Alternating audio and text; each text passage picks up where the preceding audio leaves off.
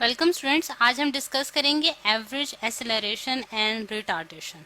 ठीक, सबसे पहले हम देखते हैं कि हमारे पास एसेलरेशन क्या है। जैसे कि इंट्रोडक्शन टू एसेलरेशन वाले वीडियो में आपने देखा होगा कि एसेलरेशन को डिफाइन किया गया था, उसको थोड़ा सा रिवाइज कर लेते हैं कि एसेलरेशन हमारे पास एक रेशो है जो कि हमारे पास क्या होती है कि चेंज इन वेलोसिटी, यानी कि अगर वेलोसिटी में कोई चेंज आ रहा हो, change in velocity divided by time जो है वो हमारे पास क्या कहलाती है, वो हमारे पास एसेलरेशन कहलाती है। ठीक, अब अगर हम देखें तो ये जो चेंज है ये वेलोसिटी में चेंज, यानी कि वेलोसिटी में जो चेंज आता है उसको अगर हम टाइम से डिवाइड करें तो हमारे पास एसेलरेशन आती है, ना कि हम स्पीड को। क्योंकि इससे हमें पता चलता है कि एसेलरेशन जो है वो हमारे पास एक वेक्टर क्वांटिटी है। क्योंकि हमें पता है कि वेलोसिटी जो है वो भी एक वेक्टर क्वांटिटी है, उसके लिए हमें एक डायरेक्शन रिक्वायर्ड है कि मतलब कि किस डिस्प्लेसमेंट डिवाइडेड बाय टाइम जो है वो हमारे पास वेलोसिटी कहलाती है। तो अगर उसमें अंदर चेंज आ रहा है, यानी कि किसी भी इंस्टेंट पे वेलोसिटी की वैल्यू जो है वो चेंज हो रही है किसी बॉडी के लिए, और उसके लिए कितना टाइम उसने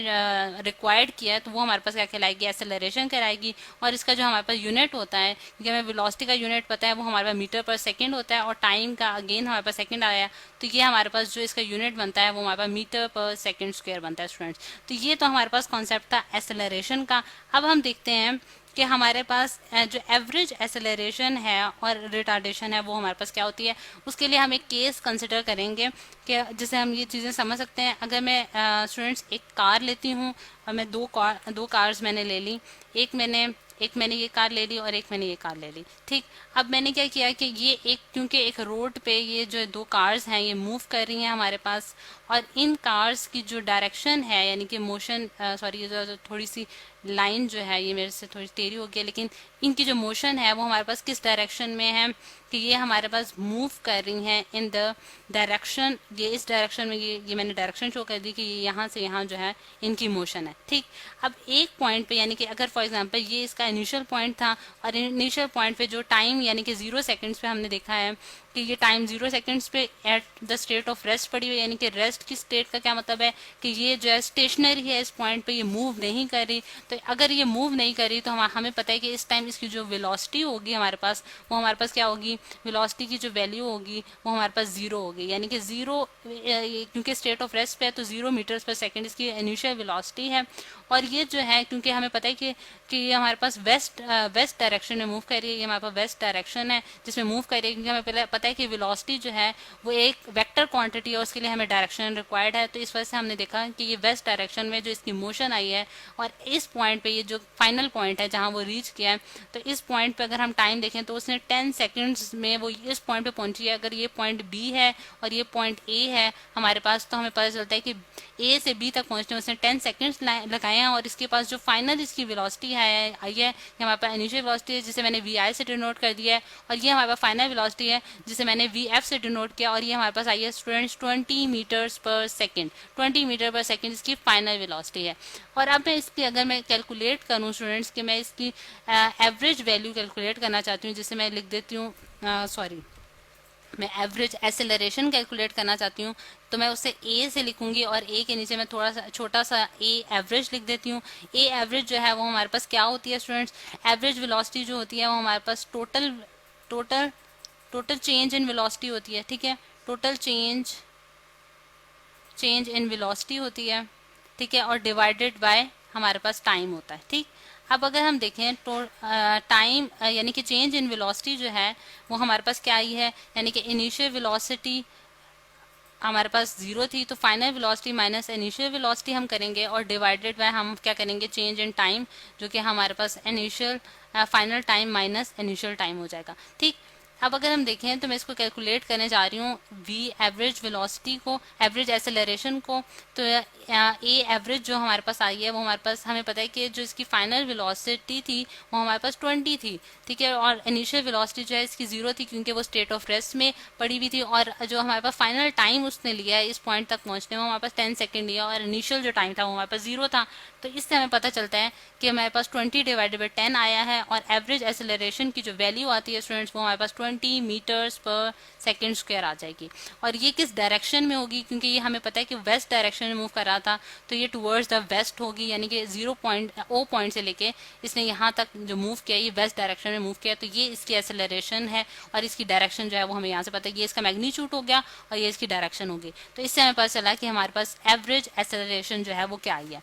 अब हमारा जो दूसरी टर्म जो हमने आज पढ़नी थी वो है हमारे पास रिटार्डेशन। ठीक है, रिटार्डेशन के लिए भी इसी तरह हम एक और केस लेते हैं स्टूडेंट्स, जिसमें हम जो है ये मेरे पास एक ये कार है और ये कार जो है इसको मैं यहाँ रख देती हूँ। ठीक है, और एक और मैं कार लेती हूँ जो कि अपनी फाइनल पोजीशन पे यहाँ पहुँच गई है और ये भी उसी तरह एक रोड पे जो है वो मूव कर रही है कार। और अब जो इसकी डायरेक्शन है वो अगर हम देखें तो हमारे पास ये इसकी डायरेक्शन है और ये हमारे पास किस डायरेक्शन में मूव कर रही है, ईस्ट डायरेक्शन में मूव कर रही है। इसकी जो मोशन है वो ईस्ट डायरेक्शन में है।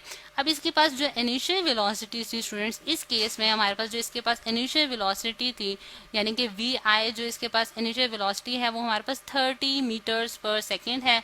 और यहाँ इस पॉइंट पे यानी कि फाइनल पॉइंट पे पहुंच के ये अगर मैं पॉइंट A कह देती हूँ और इसको पॉइंट B कह देती हूँ तो फाइनल पॉइंट पे पहुंचने पे उसकी जो वेलोसिटी है वो 0 होगी, यानी कि यहाँ जाके पॉइंट B पे जाके वो रुक गए, यानी कि रेस्ट की मोशन में आ गई। ये उसकी फाइनल वेलोसिटी क्योंकि इस वजह से हमारे पास 0 होगी।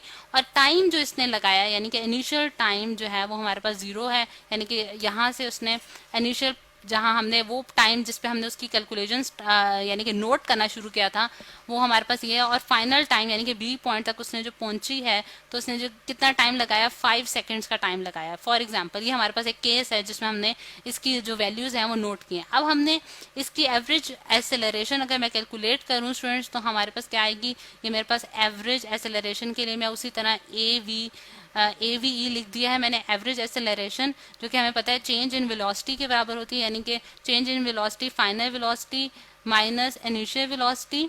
ठीक है, final velocity minus initial velocity होगी हमारे पास और डिवाइडेड बाय हमारे पास क्या होगी कि हमारे पास जो टोटल टाइम उसने जो है रिक्वायर्ड किया है इस पूरे चेंज के लिए। तो हमारे पास फाइनल वेलोसिटी क्योंकि हमें पता है कि 0 है और इनिशियल वेलोसिटी जो हमारे पास कितनी थी 30 मीटर्स पर सेकेंड थी और टाइम जो इसने रिक्वायर्ड किया A से B तक पहुंचने में तो वो हमें पता है स्टूडेंट्स कि वो 5 सेकेंड्स का टाइम है। तो इससे हमें आंसर मिलता है कि ये आंसर जो हमारे पास आ रहा है वो आ रहा है -6 क्योंकि हमें पता है 6 5 30 होता है 6 मीटर्स पर सेकेंड स्क्वायर हमारे पास जो है वो इसकी एक्सेलरेशन आई है। और इसकी डायरेक्शन क्या होगी, ईस्ट डायरेक्शन में होगी क्योंकि हमें पता है कि वो मोशन जो है कार की मोशन जो है वो ईस्ट डायरेक्शन में और ये इसका मैग्नीट्यूड है और ये इसकी एक्सेलरेशन की डायरेक्शन है और ये हमने एवरेज एक्सेलरेशन कैलकुलेट कर लिया। अब अगर ये नेगेटिव साइन देखें तो इससे हमें क्या पता चलता है कि इनिशियली तो बॉडी जो है उसके पास एक एक्सेलरेशन थी कि 30 मीटर्स की स्पीड या वेलोसिटी के साथ वो जो है वो मूव कर रही थी। 30 मीटर पर सेकंड की वेलोसिटी के साथ जो है वो ये कार जो है कार जो है वो मूव कर रही थी। ठीक है, लेकिन फाइनल जो है वो रेस्ट की पोजीशन में आ गई, जिससे हमें पता चला कि उसके अंदर क्या हुआ, रिटार्डेशन। और ये है रिटार्डेशन का कॉन्सेप्ट, यानी कि ये जो है ये हमारे पास क्या कहलाता है, रिटार्डेशन। अब मैं यहाँ लिख भी देती हूँ या फिर इससे हम कहते देते हैं, यहाँ मैं लिख देती हूँ रिटार्डेशन, या फिर हम इसको एक और नाम भी देते हैं जो कि हमें कहलाता है डी एसेलरेशन। ठीक है, यानी कि ये दो इसके नाम है, डी एसेलरेशन भी कह सकते हैं इसको हम और रिटार्डेशन भी कह सकते हैं। यानी कि इसमें डी एसेलरेशन क्यों कहा जा रहा है कि इसमें एसेलरेशन जो है उसमें डिक्रीज आया, यानी कि इसमें इसकी इनिशियल जो वेलोसिटी थी वो जो है वो गिर के जो है 0 तक पहुंच गई, यानी कि एक डिक्रीज आया है उसमें। और ये जो है ये हमारे पास क्या कहलाता है, रिटार्डेशन कहलाता है। यानी कि जब हमारे पास नेगेटिव साइन आ रहा हो एवरेज एक्सेलरेशन में तो हम कहेंगे कि ये बॉडी जो है इसने क्या किया है, रिटार्डेशन की है, यानी कि इसमें डिक्रीज आया है इसकी वेलोसिटी में। तो ये है स्टूडेंट्स हमारे पास कॉन्सेप्ट एवरेज एक्सेलरेशन का और रिटार्डेशन का।